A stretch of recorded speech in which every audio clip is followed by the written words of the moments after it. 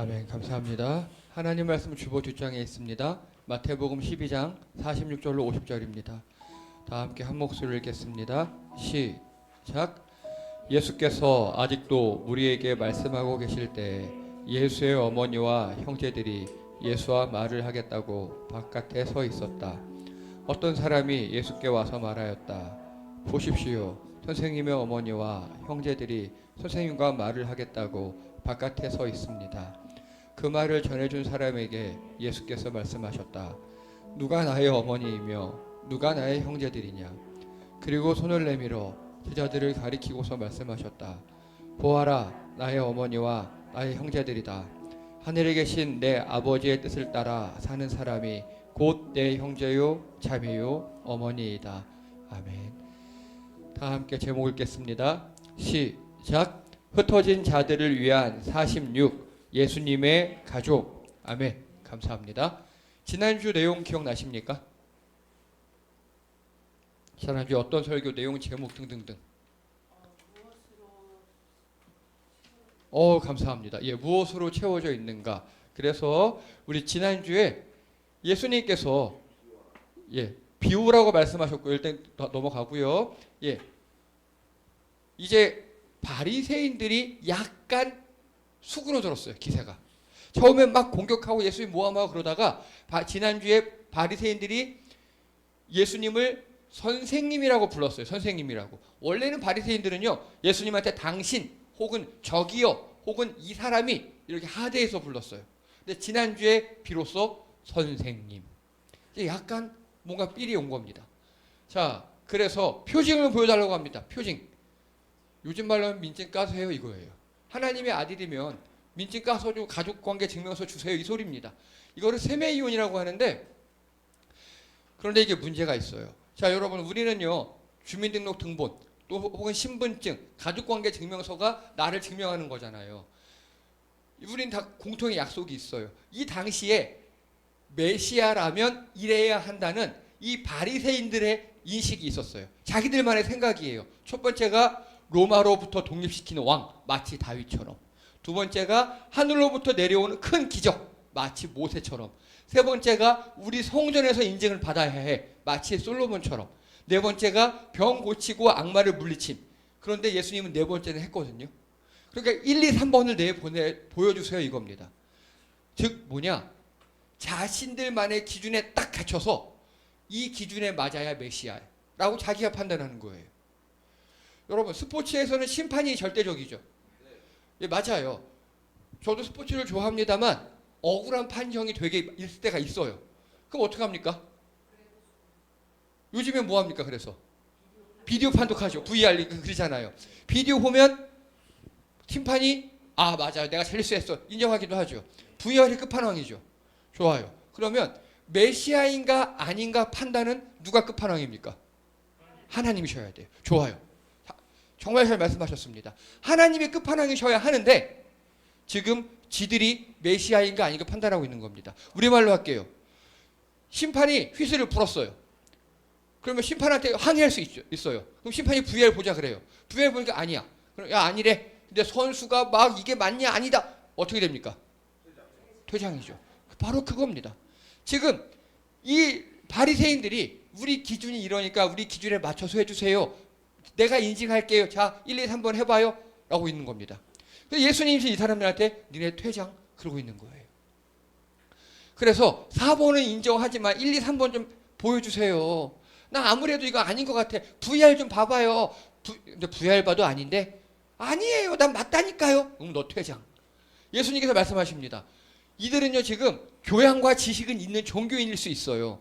근데 여러분 참 신앙인이라면 최고 심판자, 최고 권자는 하나님이잖아요. 근데 그게 없는 거예요. 그게 문제입니다. 교양과 지식만 있는 종교인이에요. 구원받은 신앙인이 아니라 자신의 기준에 예수를 맞추려고 해요. 여러분 스포츠맨이라면 룰에 맞춰야 되고 그리고 심판이 좀 잘못을 하더라도 열받지만 그걸 감수하는 거거든요. 근데 이들은요 내가 기준이야. 내가 법이고 메시아조차도 내가 판단해. 내가 인증해야 메시아야. 이런 죄를 범하고 있습니다. 그런데 우리도 비슷해요. 우리도 모양은 달라요. 교양과 지식으로 포장을 해요. 아유, 그래도 모름지기 신앙이라면 이렇게 교양이 있어야지. 이렇게 지식이 있어야지. 등등등등으로. 여러분, 우리의 신앙은 누가 판단합니까? 하나님이 판단하십니다. 그리고 우리의 기준은 하나님이어야 해요. 그런데 자꾸 우리는 우리 기준을 세우죠. 거기부터 문제가 발생합니다. 자, 그래서 예수님께서 요즘 혼내시는 거예요. 야, 최후의 심판날에 니들 욕먹는다. 니네웨 사람들 알지? 이방 사람들이었는데 요나가 가가지고 그 3일 동안 걸어야 될 큰 도시를 딱 반나절, 나머지는 반차 쓰고 반나절도 거기가 예를 들어서 영어 쓰는 도시인데 반나절만 한국어로 전도했거든. 근데 니네웨 사람들이 다 회개했어. 근데 니들은 뭐 하는 놈들이냐? 내가 여기 3년 동안 여기서 이렇게 가르치고 있는데 니들은 회개 안 하네? 나중에 니네웨 사람들이 천국에서 니네 욕할 거야. 또 남방여왕이거든. 저기 에티오피아 흑인인데 그 여자는 솔로몬의 지혜를 들으려고 몇천 킬로를 걸어왔어. 근데 솔로몬보다 더 큰 내가 여기 있는데 니네들은 날 듣고도 나를 거부해. 심판날에 남방여왕이 니네한테 욕할 거야 라고 예수님께 말씀하십니다. 그래서 지금 이 종교인들에게 비유라는 겁니다. 자신의 기본, 옛날에 알았던 거, 지식들, 뭐 꽉 찬 가치관들 좀 비우고 뭘로 채워야 된다고요? 예, 성경적 가치관으로. 그래서 여러분, 선입견이 되게 무섭습니다. 그 기본 지식, 바탕 지식이라고 할 수도 있는데 선입견이 되게 무서워요. 우리 인류 과학 역사도 보면요, 그 선입견에 사로잡혀서 새로운 과학으로 못 넘어간 사람들이 굉장히 많아요. 우리 역시 마찬가지입니다. 특히 교회를 오래 다니신 분들이 그런 경향이 있습니다. 교회를 오래 다니신 분들이 내가 몇십 년 동안 들어온 말씀이 있거든. 그건 그거 같거든. 이건 이거 같거든. 그런데 그게 오염되는 경우가 많아요. 오염되는 경우가 많아요. 오히려 교회를 막 다니기 시작하는 분들은 괜찮아요. 여러분, 있는 그대로 볼 필요가 있습니다. 성경에서 말하는 그대로 받아들이셔야 합니다. 그래서 내 가치관을 잡으셔야 합니다. 자, 그래서 예수님께서 집 나온 귀신의 비유를 해주십니다. 악한 귀신이 사람에게서 쫓겨났답니다. 그러면 그 사람은 이제 해방된 거죠. 치유됐어요. 그런데 그 귀신은 광야에서 배회한답니다. 집 나오면 개고생이다. 그 귀신이 다시 그 사람한테 들어간답니다. 근데 보니까 빈집이고 깨끗하고 정돈돼 있어요. 즉시 입주 가능하답니다. 오케이. 집만 들어간 게 아니라 친귀신 7명 데려와서 총 8명이 합숙한답니다. 그랬더니 그 사람은 더욱더 비참해졌습니다. 이걸 한 컷으로 그린 겁니다. 어떤 사람이 귀신이 들려있는데 예수님이 그 귀신을 쫓아내주셨어. 그래서 깨끗하고 정돈된 집이 됐는데 아무걸로 안 채우고 빈집이 된 거예요. 그러니까 더 악한 귀신이 들어와가지고 힘들게 되었다라는 비유를 말씀해 주셨습니다. 그래서 지금 이 치유받고 귀신들이 이 사람 있죠. 이 사람은 우리가 흔히 얘기했던 병식이 있죠. 이 직전에 예수님이 치료해 주는 그 사람, 1차적으로 그 사람을 얘기하는 겁니다. 내가 귀신 쫓아줬지. 그래서 해방됐잖아. 근데 거기로 말씀 채우고 성경적 가치관 안 채우면 전부 다 더 심해진다. 라는 1차 경고를 한 거고 2차 경고는 이 바리새인들이에요. 여러분, 바리새인들은 원래 400년 전, 500년 전에 어떤 사람이었다고요? 종교개혁가, 혁명을 일으켰던 사람이에요. 이 썩어버린 종교를 개혁하자! 루터가 어떤 그랬던 사람이라고요. 그 깨끗하게 비웠는데 거기 말씀으로 안 채우고 시간이 지나다 보니까 자기 욕심, 기득권, 무슨 사정 이런 걸 채워지다 보니까 그렇게 됐다고요. 그래서 올바른 믿음으로 채우는 게 중요합니다. 비운 채 냅두면 악한 걸로 채워진답니다. 그게 예수님의 지난주 말씀이었고요. 이제 예수님께서 이렇게 말씀하고 계시고 있어요. 자, 46절 읽겠습니다. 시작. 예수께서 아직도 무리에게 말씀하고 계실 때 예수의 어머니와 형제들이 예수와 말을 하겠다고 바깥에 서 있었다. 아멘. 누가 찾아왔습니까? 자, 예수님의 엄마 누구? 예수님의 형제 누구? 오, 예, 야고보가 나오셨다는 건 그래도 잘하신 겁니다. 잘하셨습니다. 예, 이렇게 가족들이 밖에서 이렇게 딱 이 그림이에요. 이 어느 집 안에는 사람들이 막 예수님 계속 말씀 듣고 있었고 집 밖에서는 이렇게 못 들어오고 있었고. 자, 그러면 이 사람들은요, 이 예수의 어머니와 형제들 왜 못 들어와요? 집이 미어 터져서? 좋아요. 이제 그 얘기를 좀 해볼게요. 일단 이거 얘기를 하려면요. 이 당시의 가족과 지금의 가족의 개념이 달라요. 지금 약 2000년 전이잖아요. 자, 여러분 2000년 전이면 우리나라로 치면 언제입니까? 신라시대 초기예요. 삼국시대 초기예요. 예, 이제 막 삼국이 형성돼가 부족국가들이 삼국으로 될 때고 정확히 삼국시대도 아니에요. 가야도 살아남아 있었어요. 삼국시대가 될 고구려 신라의 벽제에 가야 있는 그때예요. 어마어마하게 오래전 일이죠. 그렇게 개념을 자꾸 보셔야 돼요. 그러면 우리 멀리 가지 맙시다. 우리 조선시대만 가볼게요. 한 몇백 년 전, 300년, 400년 전. 조선시대에 보다 더 끈끈한 혈연, 지연, 경제 공동체가 바로 이 당시의 가족이었어요. 여러분 우리 조선도 그랬죠. 조선시대에 사유재산 있었어요? 거의 없어요. 다 가문의 재산이에요. 가문의 재산이고 그리고 이제 상속을 할 때 장자 상속을 원칙으로 했죠. 왜요? 제사 지내고 장자가 그 가문을 계속 발전시키고 보존할 의무가 있었어요. 그리고 반계, 차남들이 멀리 떠난다 그러면 조금씩 떼어주는 게 상속이었어요. 자, 그래서 근데 이들은 지금 우리 삼국시대 초기라 그랬잖아요. 더 힘들어요. 그리고 우리는 농업 문화였어요. 이들은요. 유목에서 농업으로 바뀌는 데예요. 지금 몽골 같은 데가 유목에서 갑자기 도시가 되는 그런 케이스잖아요. 유목 민족이면 민족일수록 더 부족 가족 간이 끈끈합니다. 더 같이 이동하니까. 그리고 가족이 아니라 내가 어디 가서 맞고 오면 날 위해 싸워줄 사람이 바로 가족이에요. 지금은 우리가 피해를 당하면 경찰이 또 정부가 공권력이 구제해주죠. 그런데 이 당시에는 내 모든 걸 가족이 책임져요. 부족이 책임져요. 그리고 내가 어디 가서 너 어느 부족 사람입니다 라고 내 신분을 보장해주는 게 바로 가족이었어요. 지금 그래서 이 당시에 가족이다 그러면요. 현재 국가의 역할 그리고 국방의 역할 그리고 보험회사의 역할 등등등을 다 하는 게 바로 가족이었습니다. 그래서 신앙과 직업이 거의 다 세습이에요. 이 당시에는 교회가 없어요. 교회가 없어요. 회당도 막 생길까 말까 하는 그런 시대였어요. 그래서 다 아빠 엄마한테 신앙 배우고 그리고 아빠 엄마한테 직업 배우고 그러니까 아버지의 권위는 절대적. 즉 아버지는 하나님과 동급이었어요. 사유재산 없고 가문의 재산 장자와 가장의 권위가 하나님 동급이었던 그런 시절이었고 가족 밖으로 나가면 인생 끝나는 겁니다. 누구도 나를 보호해주지 않아요. 그게 바로 가족이었어요.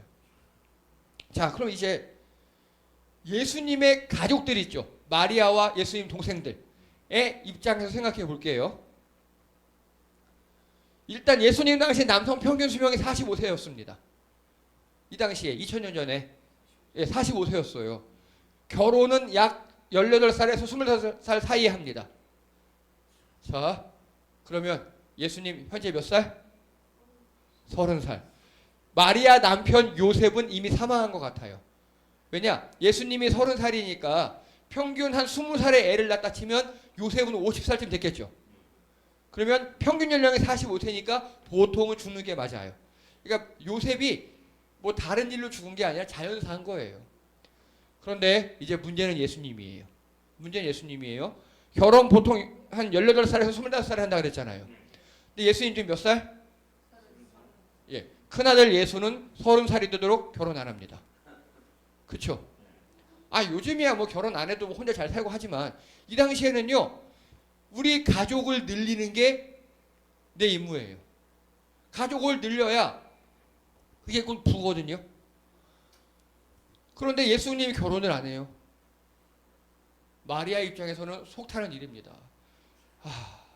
옛날에 그렇게 막 기도해서 예수 막 천사도 나타나고 그런 우리 큰아들이 결혼을 안 해. 네. 남들은 다 하는데 안 해. 자, 그리고요. 30살쯤 가오빈 목수 때려치고 가출인가 출가인가 애매해요. 이건 가출인가 출가인가. 어쨌든 집을 나갔어요. 여러분 요셉이 목수였잖아요. 예수님도 목수예요. 근데 뭐 결혼은 안 하지만 어쨌든 가업을 이으면서 그 집안에 돈을 벌었어. 근데 30살 되더니 갑자기 집을 떠나. 이거 가출입니까? 출가입니까? 엄마 입장에서는 가출이죠. 예수님은요? 출가한 거예요. 예. 그런 사건이 벌어졌습니다. 간간히 이상한 소식이 들려요. 뭐를 만들었더니 뭐 이상한 소식이 들려요. 그런데 드디어 소식이 들려요. 미쳤다고. 다른 모험서에 보면 나와요. 예수님 미쳤다는 소식이 듣고 온 거예요. 지금 가족들이. 직접 확인차 방문합니다. 미쳤는지 안 미쳤는지. 미쳤으면 우리 가족이 계속 데려와야 되니까. 민폐 끼칠 수 없으니까. 잡으러 간 거예요. 그런데 사람들이 미어 터져요. 여러분, 사람들이 미어 터져도 밀고 들어가면 되지. 근데 뭔가 들어갈 수 없는 게 있어요. 뭔가 들어갈 수 없는 게. 요즘 말로 할까요? 여러분, 10,000원 지하철 타보셨습니까? 네. 자, 홈플이나 이마트 갔습니다. 무 하나에 100원 갑자기 방송이 납니다. 어떻게 하시겠습니까? 일단 보면요. 저는 그런데 무서워서 못 가요. 근데 정말 비리비리한 아줌마들이 치마를 질끈 매시더니 뛰어가서 막 몸싸움에서 비집고 들어가서 무 하나를 집어내는 모습 종종 봐요. 그렇죠. 아주 무서운 분들이 있습니다. 자, 만약에 이 마리아와 동생들이 예수님을 잡으러 오고 뭐 미쳤냐면 확인하러 온 게 아니라 우리 가족 중에 누군가 아파요. 절실해요. 예수님이 조금 전에 손 마른 데도 고쳐주셨대. 눈 먼 데도 고쳐주셨대. 그래서 내 아픈 가족을 위해서 왔어요. 여기에 미어 터지는 말들은 밖에서 실제로 예수님 계신 지붕을 뜯고 들어간 사람도 있었죠. 어떻게든 들어갔을 겁니다. 근데 1. 절실하지 않아요. 절실하지 않아요. 2. 왠지 저긴 내가 들어가면 안 되는 것 같아. 여러분, 실제로 이 교회 문턱을 못 넘는 분들이 꽤 많아요. 교회를 안 다닌 분들 중에서, 잘 안 가본 분들 중에서 교회는 뭔가 내가 가면 안 될 것 같고, 가면 잡아먹을 것 같고, 저기 가면 안 될 것 같은데, 왠지 다 뜯길 것 같은데, 어쨌든 무언가 이유로 교회를 못 들어오시는 분들이 꽤 있습니다. 지금 이 가족들이 그런 거예요. 분명히 말해야 내 큰아들이 저기 있고 우리 형이 저기 있는데 못 들어가겠어. 그리고 사람 시켜서 불렀어요. 여기서 막 성성으로 있으니까 주변에서 예수님 어머니 아니세요? 누가 그랬나 봐요. 근데 만나러 왔는데 어떻게 안 되네요. 이제 기다려서 제가 예수님 말씀드릴게요. 한 사람이 갑니다. 47절에 보니까 보십시오. 선생님의 어머니 형제들이 말을 하겠다고 바깥에 서 있습니다. 예수님이 누가 우리 엄마고 누가 내 형제야? 라고 야박하게 문전을 박대한 상황입니다. 보지도 않아요. 예수님 호로자식인가요? 맞잖아요. 그렇죠? 후레자식이잖아요. 부모들 막 박대하는. 자, 여러분 여기서요. 예수님의 동생들은 총 몇 명인지 혹시 아십니까? 정답입니다. 성경에 기록된 이름만 4명이에요. 네. 그거 어떻게 아세요, 그런 걸? 어제 예습하셨어요? 예, 이 13장 바로 뒤에 나와요. 13장에. 다 하셨네. 아니, 저기 조민경 집사님이 주말 밤에 주일 아침에 묵상을 하시나 봐요. 근데 제가 딱 아침에 보면 항상 보내주시는데 점점점 좋아지셔요. 맞아가고 있어요. 그리고 또 있어요. 보면 성경에 보면 예수님의 누이들이라고도 나와요. 즉 최소 예수님 포함해서 6남매 이상이에요. 그러니까 예수님 없어도 다른 사람이 일해서 먹고 살 수 있어요. 그렇죠? 동생들 많으니까. 그러니까 이들은 경제적으로 그게 아니라 내 아들이, 우리 형이, 우리 오빠가 미쳤다는 소리 듣고 잡으러 온 거예요. 데리러 온 거예요. 민폐 안 끼치려고. 그런데 딱 왔는데 왠지 들어가기 꺼려요. 왠지 무언가 막는 영적 아우라 같은 그런 게 있어서 못 들어가고 있는 겁니다. 현재 상황이 그렇습니다. 그래서 그림을 보면 극명하게 갈립니다. 이 문 하나를 두고 문 안과 문 밖이 갈려요. 문 안은 예수님과 그 말씀을 듣고 병 고침을 받은 사람들. 문 밖은 이 예수님의 가족들. 그래서 그 집 안, 그 집 밖으로 보면요. 오히려 집 밖에 예수님의 정상적인 가족들이 있습니다. 그렇죠? 엄마, 동생들 있어요. 그리고 이들은요. 창조 질서 안의 가족입니다. 하나님께서 만들어주신 가족이에요. 여러분, 가족은요, 우리 선택이 아니죠. 예, 우리 부모 선택할 수 없잖아요. 내 새끼 선택할 수 없잖아요. 하나님께서 주신 거예요. 그래서 가족은 그냥 섬겨야 됩니다. 내 선택이 아니에요. 하나님의 주권이에요. 그냥 그러려니 하세요. 내 새끼가 마음에 안 들고 우리 부모님 마음에 안 들어요? 그냥 여러분 탓입니다. 정확히 하나님 탓이에요. 그래서 거기에 대해서는 1번이 감사합니다. 하나님께서 내게 딱 막혀 주셨거니, 내가 하나님께 말을 많이 안 들어서 그 마음 알으려고 저런 놈 주셨거니, 우리 부모님 하나님께서 주셨거니 하고 그냥 창조 질서 안에서 포기하셔야 합니다. 가족은 바뀌지 않습니다. 여러분, 가족은 어떻게 하라고요? 포기하십시오. 안 바뀌어요. 그냥 감사하세요. 그러려니 하세요. 지금 그 사람들입니다. 그리고 그러나 이미 거리감이 생겼어요. 내 가족이고 말이야 해도 내가 배 아파 낳은 내 새끼인데 이미 거리감이 생겨요. 우리 형, 동생들 옛날에 같이 우리말로 하면 구슬치기하고 고무줄하고 같이 동네 놀던 우리 형인데 아닌 것 같아. 남 같아. 역할 못하는 가족, 예수님이요. 데리러 왔어요. 다른 사람, 근데 이 사람들은요, 왜 데리러 왔느냐? 다른 사람들의 소식을 들은 거거든요. 다른 사람들의 소식. 다른 사람들이 야, 예수가 뭐 어디 이상하다던데? 뭐 미쳤다던데? 그런 다른 사람들의 소식을 들은 거예요. 예수님에 대해서 내가 보고 내 눈으로 보고 들어야 듣고 판단해야 되는데 그게 아니라 누가 그렇다던데, 누가 미쳤다던데 그걸 들은 거예요. 자, 그러면 그 집 안에서는 어떤 일이 발생하느냐? 먼저요, 이상한 공동체입니다. 여기는 귀족도 있고 노예도 있고 남자도 있고 여자도 있고 아픈 놈, 괜찮은 놈, 이상한 놈 다 있고 그리고 병든 자 등등 별의별 잡탕같이 있어요. 그런데 다 예수님만 따르는. 그럼 여러분 여기서 중요한 질문 드릴게요. 집 밖에 있는 가족들이 창조 질서 안의 가족이었죠. 그러면 집 안은 어떤 가족일까요? 창조 질서의 가족 말고 어떤 질서의 가족일까요?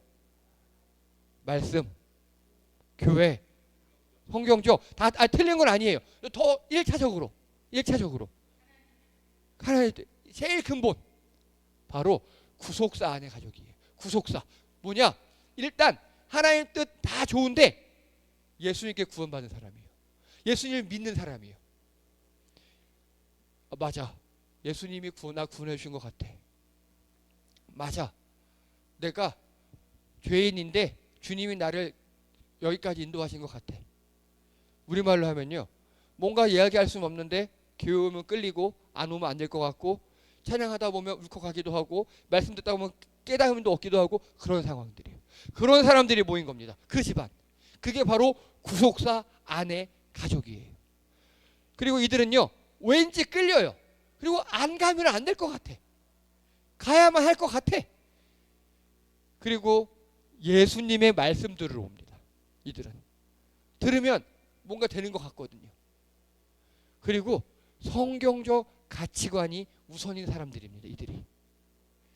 그래서 그 집 안과 그 집 밖 요 문 하나 두고 극명하게 갈리는 겁니다. 오히려 정말 예수님과 친한 사람들은 밖에 사람들이었는데 진짜 예수님을 아는 사람들은 안에 있는 사람들입니다. 그러면 이 집 밖에 있는 사람들 있죠. 이 사람들은요, 들을 귀가 없는 복 없는 불쌍한 사람들이에요. 오히려 예수님과 제일 친하죠. 예수님이 어리신 줄도 알고 뭐 음식 뭐 좋아하는지 알고 잠꼬대도 알고 그리고 자다 보면은 뭐 이상한 소리 하는 것도 잠꼬대 막 하는 것도 다 알고 예수님이 모든 걸 안다고 생각했는데 그게 아는 게 아니었어요. 진짜 중요한 걸 몰랐어요. 예수님께서 이제 메시아로서 사역을 시작하시는 그 말씀에 대해서 들을 귀가 없는 복 없는 사람들, 불쌍한 사람들이었어요. 선입견과 세상 풍조에 따라 귀 닫은 사람들이에요. 참 불쌍해요. 여러분, 결론적으로요, 그럼 예수님은 이렇게 가족들을 끝까지 배제했을까요? 그렇지 않아요. 배제하지 않으셨어요. 여러분 어떠십니까? 신앙생활 하다 보면 여러분들에게 가족은 어떤 사람입니까? 여러분 중에 믿는 가족도 있으시고요. 믿지 않는 가족도 있습니다. 오늘 예수님 뭐라고 그러셨죠? 누가 새로운 가족이라고요?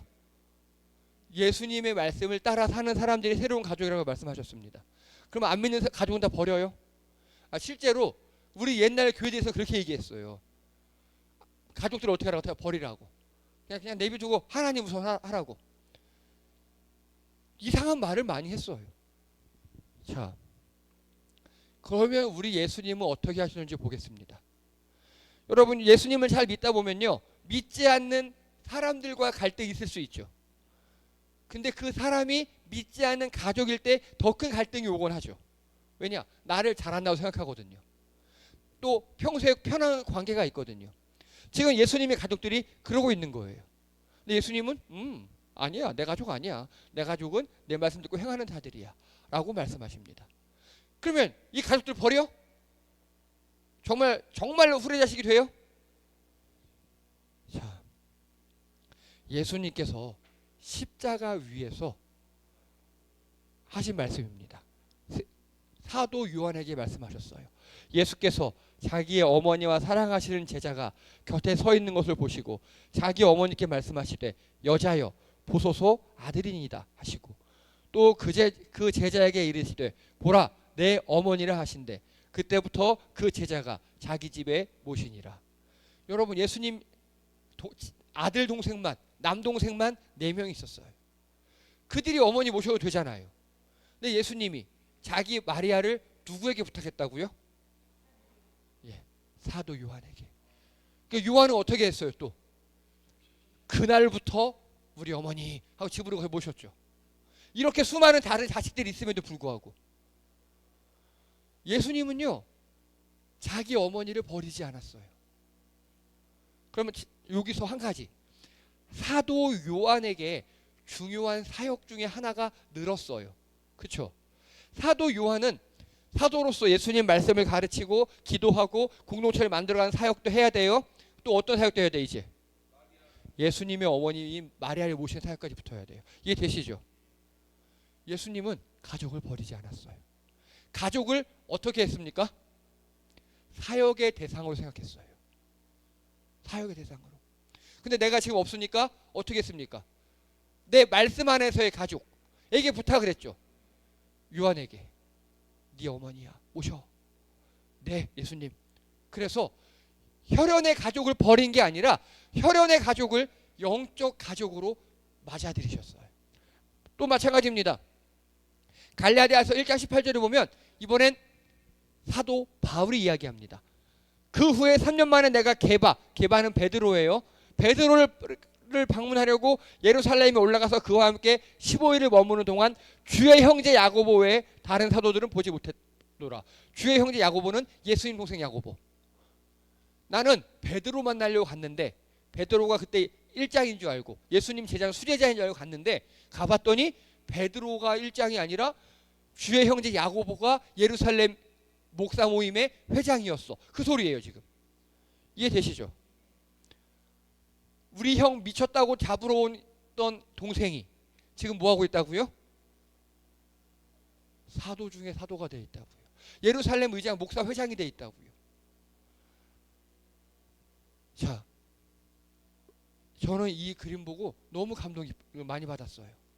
예수님은 지금 앉아서 가르치고 있는데 밖에 마리아와 그 예수님의 동생들은 들어오지도 못하고 우리 형 미쳤나? 다 이런 모습을 보고 있어요. 그런데 나중에는 어떻게 되었느냐? 그 예수님이 앉았던 그 자리 있죠. 거기서 예수님 동생 야고보가 사도로서 가르치고 있어요. 그리고 밖에 있었던 마리아는 이제 나이가 들었어요. 들어와서 그 예수님의 자리에서 동생이 가르치는 그 공간에서 교회를 섬기고 있어요.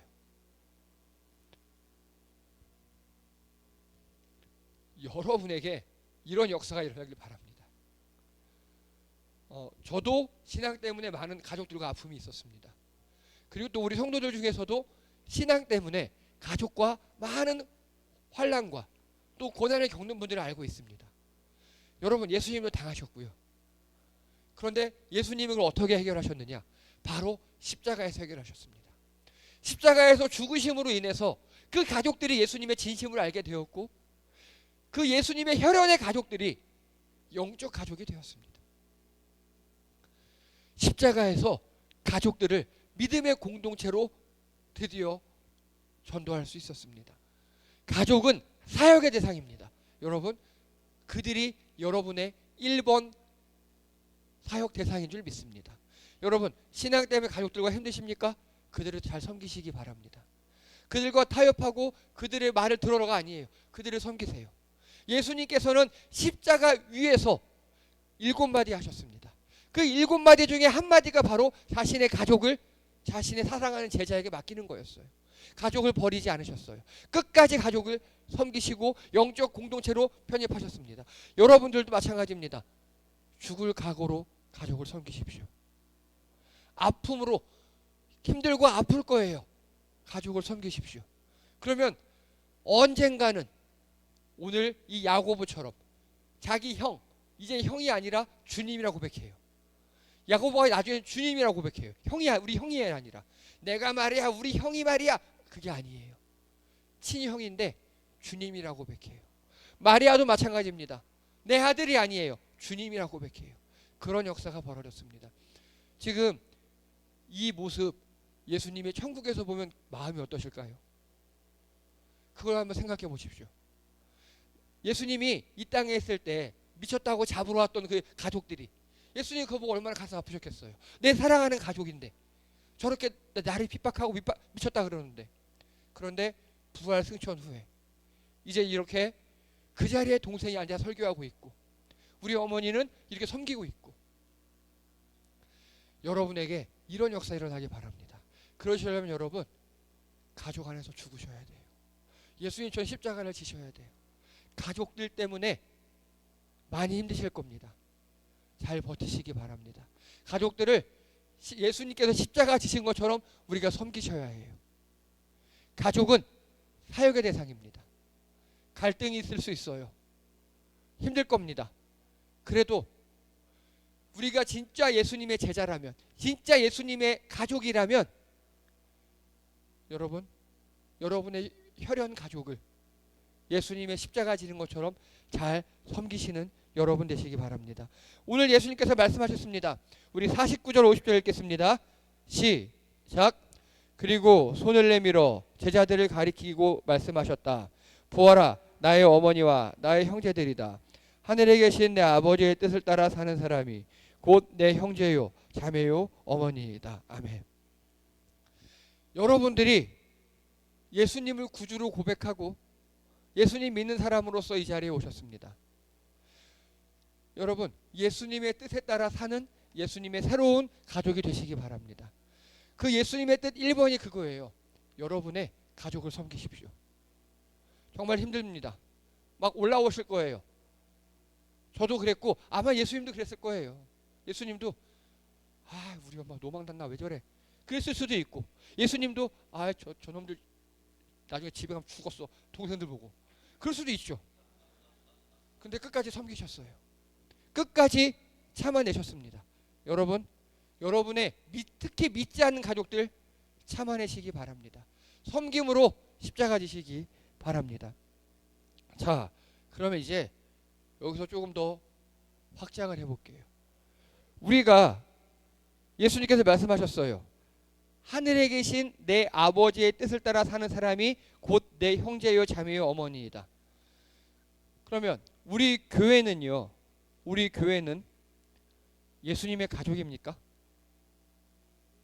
예, 우리 교회는 예수님의 가족 맞나요? 예, 그 질문을 이제 해봐야 합니다. 그 질문을 해야 합니다. 먼저 예수님을 구주로 고백하는 성도들의 공동체인가? 그게 제 1번이라고 그랬죠. 이게 필요합니다. 교회는 1번이 무조건 이거예요. 그냥 말씀이 좋고 사람이 좋고 맛있는 거 주고 뭐 이쁘고 잘생긴 사람이 있고 그래서 온다? 그 사람은 우리 가족이 아니에요. 예수님을 믿어야 돼요. 예수님을 구주로 고백하는 사람이어야 해요. 2번, 다른 무엇보다 예수님을 우선순위에 두는가. 이제부터 좀 어려워지죠. 이제 예수님이 우선순위인가. 3번, 말씀을 아는 것을 넘어 살아가는 공동체인가. 여러분, 신앙생활을 오래 하시다 보면 말씀은 잘 알아요.